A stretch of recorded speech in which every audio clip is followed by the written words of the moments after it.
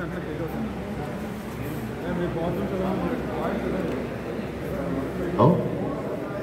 Sir, మా ఇద్దరు పిల్లలు ఇక్కడ స్పోర్ట్స్లో బాక్సింగ్లో చేస్తున్నారు, national level players sir.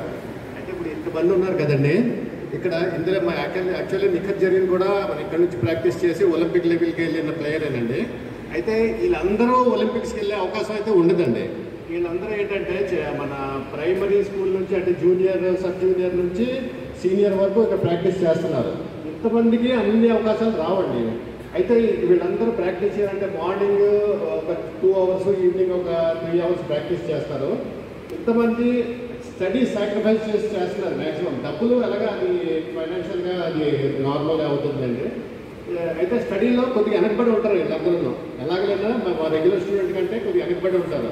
So వీళ్ళందరికీ మన స్టేట్ గవర్నమెంట్ నుంచి కానీ సెంట్రల్ గవర్నమెంట్ నుంచి కానీ ఎడ్యుకేషన్లో కొద్దిగా పుషప్, అలాగే జాబ్స్లో కూడా కొద్దిగా పుషప్స్ ఉంటాయి. అదే అందరి గర్ల్ చిల్డ్రన్ అనేసరికి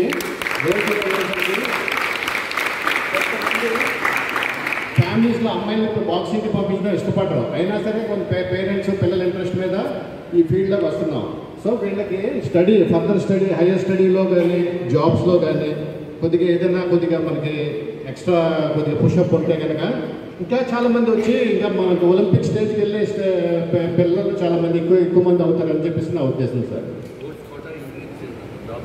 రైట్ సార్. అదే హైయర్ ఎడ్యుకేషన్ కూడా ఉంటే కొద్దిగా బాగుంటుంది sir. Right sir, thank you so much sir.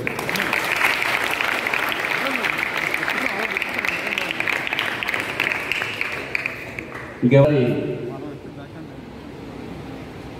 Ashray గారికి క్లాప్స్ కొట్టండి, మీకు అన్నీ ఇస్తున్నారు.